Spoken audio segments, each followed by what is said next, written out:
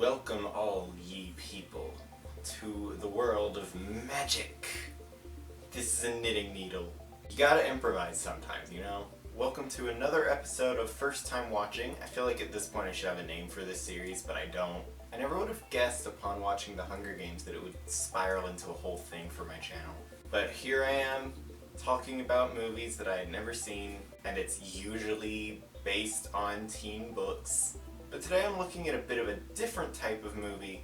I mean, it's still based on a book, but rather than being based on a teen book series, it's based on a kids book series, which is still enjoyed by people of all ages, but it was made for kids. The term kids book or kids movie or whatever just means nothing, because if you make a good enough story, then it can be enjoyed by anyone. That's probably why I prefer the term family film to kids movie. But anyway, today I watched the first Harry Potter movie because I hadn't seen it before. Some quick backstory.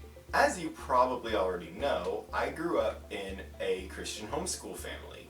And if there's one big stereotype about Christian homeschool families that you probably know, it's that they don't like Harry Potter. It's bad because it's about kids who learn magic at a school for witchcraft. And that's a bad message to teach, even though it's clearly fantasy and obviously not real. And also there's magic in Lord of the Rings and Narnia, and it's okay there. Gandalf is one of the main good guys in Lord of the Rings. He casts magic. Are you gonna start saying that's bad, huh? No. But as we got to be teenagers, our parents didn't really have the Harry Potter ban anymore. I remember my sister rewatching those movies after she had already seen them, and I think she was reading through the books as well. I joined in watching parts of some of them, but none of the entire movies, except for Goblet of Fire, because David Tennant is in it, and I saw that movie when I was still big into Doctor Who. And he's in that movie for like 2 minutes, so. But with all of that long and convolutedly told backstory out of the way, I have now watched the first Harry Potter movie, Harry Potter and the Philosopher's Stone. Yes, I'm calling it Philosopher's Stone and not Sorcerer's Stone, because even though I am an American, it is a British movie, so I will be referring to it by its original British title. So I guess I'll just start talking about the movie now. Spoiler alert in case you haven't seen it. So from the very beginning, I definitely felt a really whimsical and lighthearted tone from the movie, which caught me off guard since the minimal awareness I have of all of the story is that it gets really dark and there's all sorts of evil magicians and monsters and everything going on. You know, the poster for the last movie is like all black and gray and Harry's bleeding on his face and everything.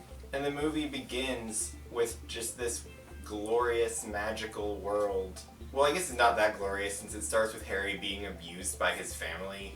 Yeah, so right off the bat, I don't get a good vibe from Dumbledore because he just drops infant Harry on the doorstep of the worst people imaginable. They take care of him for 11 years. They don't do anything for him. They give all of their attention and love and money especially to Dudley, their actual son.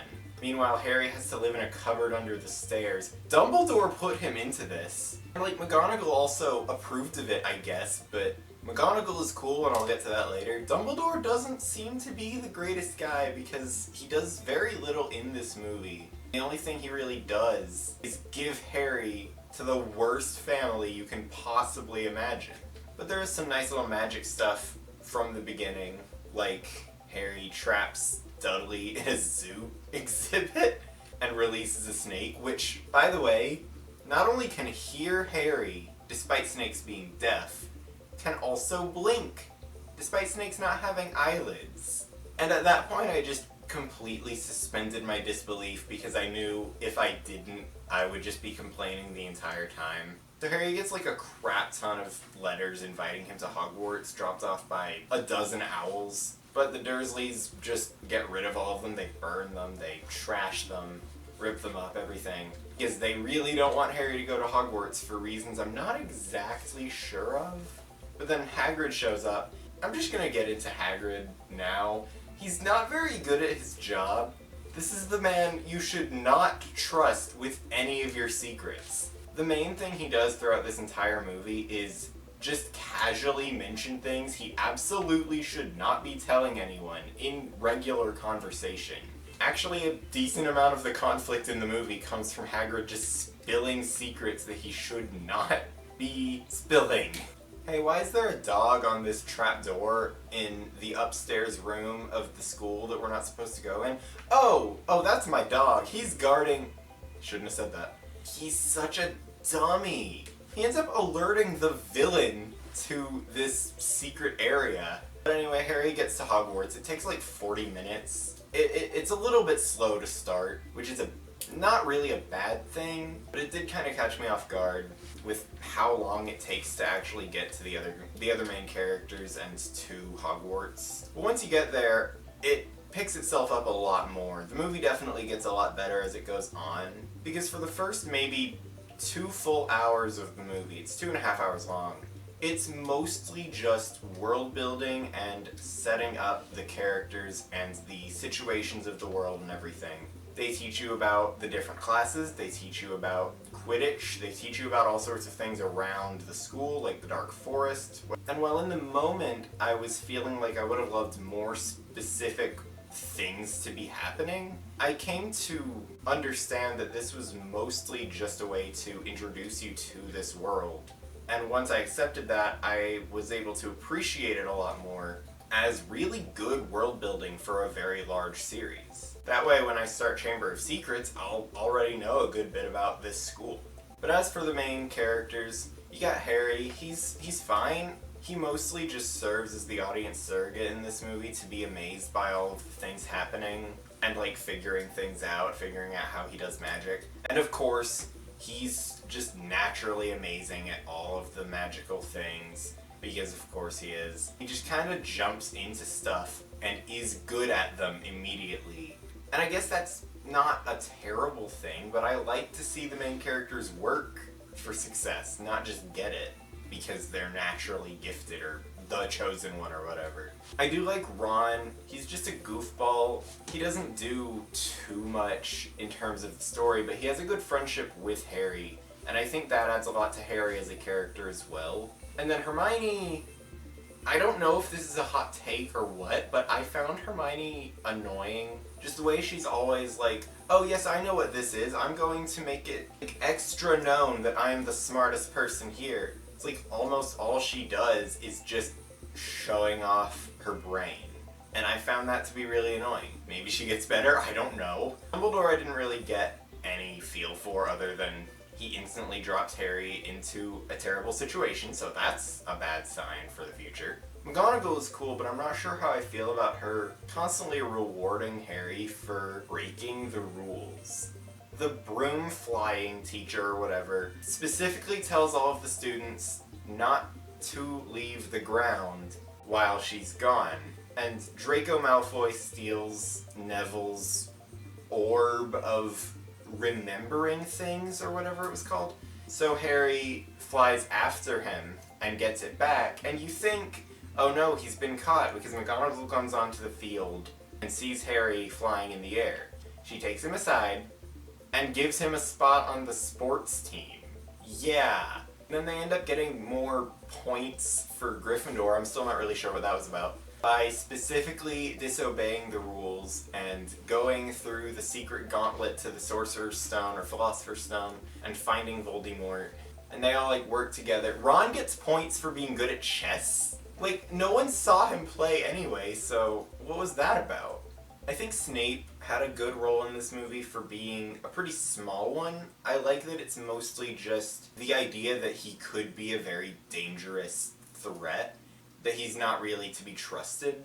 We hear right off the bat that he wants the job that Professor Quirrell has, and throughout the whole movie he's pretty much a red herring for Quirrell as Voldemort, and that we think that Snape is going after the Sorcerer's Stone, Philosopher's Stone. Gosh, they say sorcerers in the movie, stupid America. So we think he's going to be the villain, especially because he has long black hair and wears all black and is played by Alan Rickman, who tends to be a villain. Let's see, what other characters are there? There's Draco. He doesn't really do too much in this movie other than serve as a threat of what's to come. Like, we can tell he's gonna do more in Harry's life in the future and cause more troubles, but in this movie he doesn't do too much other than just some minor inconveniences. Let's see, there's also Neville. He didn't do too much either, but I liked him a lot more than Draco, obviously. Actually, maybe not obviously, I don't know. Do people like Draco? I wouldn't be surprised. People like Edward Cullen. Neville is just kind of there for most of the movie, but then he stands up against Ron, Harry, and Hermione at the end to like try to stop them from breaking the rules, even though he's also breaking the rules. So he gets some house points for that, whatever that means. And that's a character I'm excited to see more of because I enjoyed what little of him there was in this movie. I guess on to specific moments now. Like I said, for most of the beginning of the movie, up until maybe around an hour and a half, 2 hours in, most everything that happens is just setup and world building, which is fine, and I like that. And of course there's introductions to Hogwarts and the many school classes and buildings and stuff going on there, like spinning staircases and moving paintings. Are the pictures sentient? That's a question I have, because at the end Harry gets a picture of his parents and him as a child. Is that photograph of young Harry sentient? The paintings in one of the halls interact with the students. Are they sentient? Honestly, Hogwarts is just not a safe school. I'm sure I'm not even the trillionth person to say that. They've just got floating candles everywhere. That's a fire hazard. They have trolls, apparently. They have a dungeon. They never really go into that, but they have a dungeon. This is a school. The school is right next to a dark and scary forest where evil runs around, and also centaurs, which just comes out of nowhere. Why would you send your child here? Much less all of your children, the Weasleys. I do like the beginning of the movie though, because it is a very light-hearted, for the most part, experience through the entire thing. Like discovering all of the magic, going through platform 9 3/4, seeing the spinning staircases and magic happening and spells and meeting his new friends for the first time. And finally getting out of the Dursleys' house. I was thinking this is just a really fun, light, family movie with a really good child performance. This reminds me of Home Alone. Come to find out, they're directed by the same guy. I knew that going in, but I forgot, and it makes a lot of sense. It's a really good thing that the casting director found 3 really good child actors for the main 3 roles. You better hope that they're good actors since you're gonna have them for the next decade. Speaking on the 3-headed dog and the centaurs and stuff like that earlier, so this is a fantasy movie from 2001 with lots of fantasy creatures and magical moments. They made them with CG. It hasn't aged the greatest, and that's not too surprising because most CG from 20 years ago or even more tends to not look the greatest. There have been a lot of advancements in CGI since then. You can make stuff look so good you don't even notice that it's computer generated. But unfortunately, when I see a lot of the creatures in this movie, like the dragons and the centaur, they don't look real, and it's noticeable that they just stick out somehow. And that wouldn't be too much of a problem if this didn't come out the same year as Lord of the Rings: Fellowship of the Ring. A movie I don't think the CG has aged at all. Again, this mostly just feels like a fun kids movie, so it doesn't really hurt the experience too much that the CG doesn't look great, except for the Quidditch scene that looked bad. There was a lot that happens in this movie, but I don't know if I have too much more to say about it. I think the acting is really good. I think John Williams' score is very, very good, but that's not surprising as John Williams. I really liked the ending, even though it gave me the question of photographic sentience. I liked the use of the invisibility cloak, and I thought that was very interesting, and I believe they use that in the future movies as well. It's an item I like a lot, and they were able to use it for interesting things. I will probably watch all of them, but as for the other movies that I have watched for the first time for this series, this is easily the best one. I think it was very well made, I think it was very well acted, I think it was very entertaining. It's very long, but I never felt bored, and that's definitely a good sign. So yeah, I liked it a lot. I will give it an 8 out of 10. Kind of bordering on a 7 since, again, I do have some issues with some of the characters, but I do think this is a movie that will get better as I watch the entire series. Also, I forgot to mention McGonagall's a cat. That adds to the reasons that I like her. And once again, I forgot to think of a question of the day in advance. Gosh, I have no good question of the day coming to mind. Question of the day, what's your opinion on taffy? I don't know. I got nothing. I've been trying to come up with one for like 3 minutes. Anyway, that's all I have to say. Subscribe, hit the bell, like, comment, subscribe. Tell your friends, they might enjoy it too. I should probably prepare for my April Fool's Day special. So, until next time, I will see you next time.